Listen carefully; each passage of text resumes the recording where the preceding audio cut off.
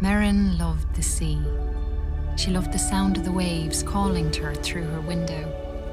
She dreamt every night of the mysteries that lay beneath. Her father was a fisherman.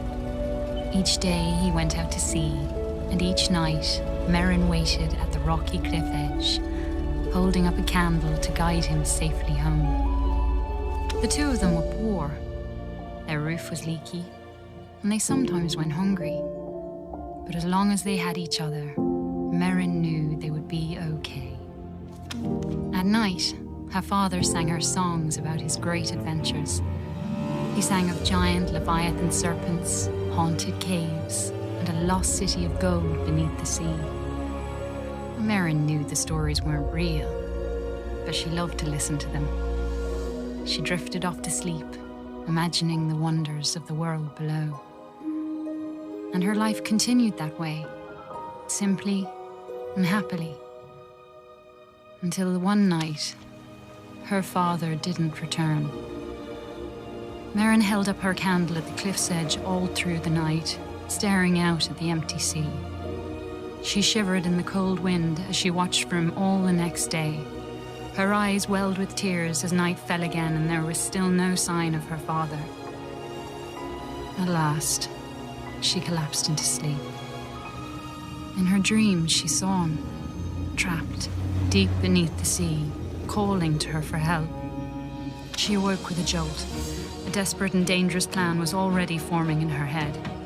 She took scraps of metal and wood her father had caught in his nets and pieced them together.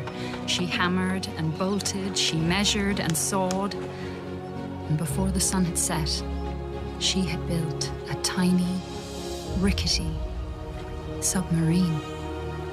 With trembling hands, she squeezed inside and dove down beneath the waves to search for her father.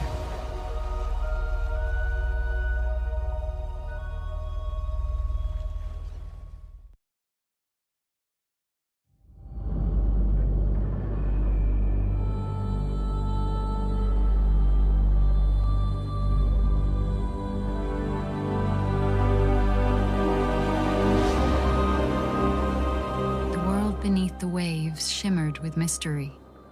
Glow kelp bulbs lit up around her as she passed by. Merryn spotted some odd-looking old coins. Maybe her father would know where they were from.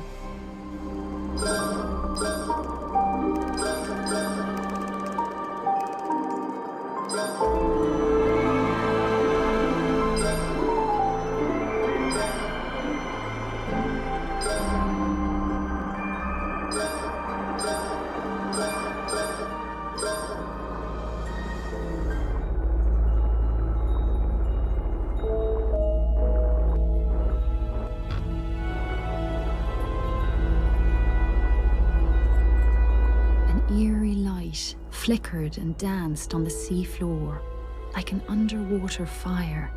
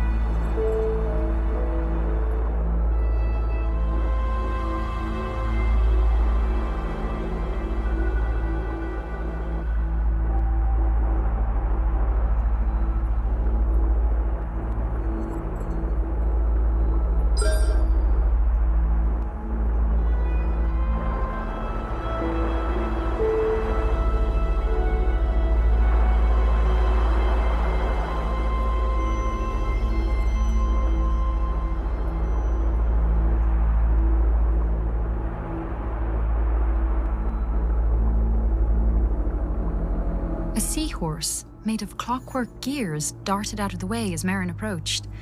She wondered who could have built such a curious creature.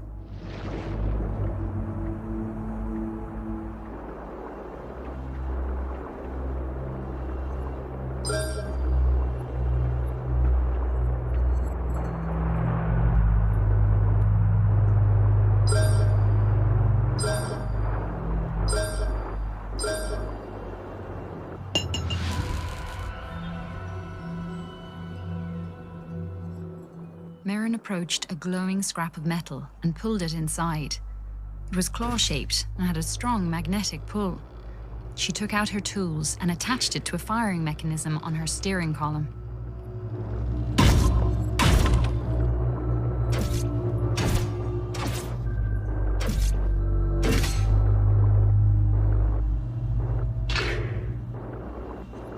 Her father once told her about a mysterious, living energy called Tyne. Could that have been a Tyne wellspring?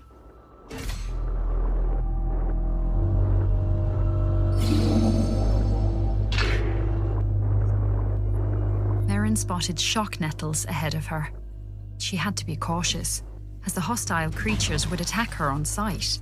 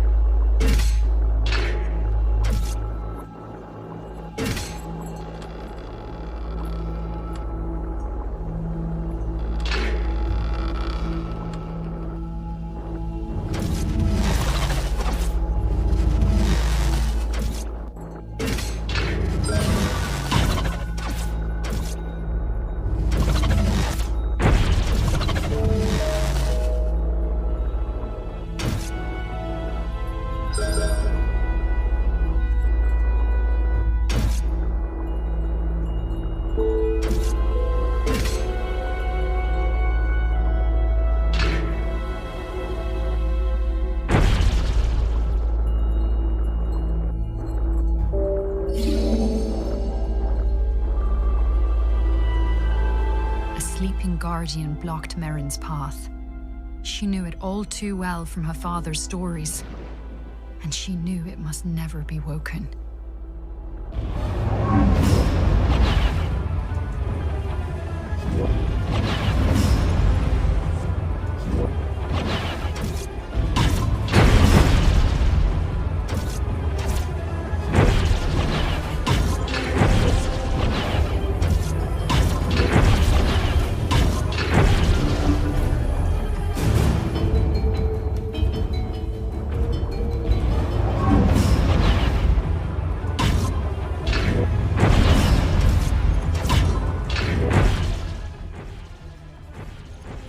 According to her father, the Guardians had been built by ancient undersea explorers called the Fomori. Merryn always thought the Fomori were a myth. Now she wondered if her father's other stories might be true.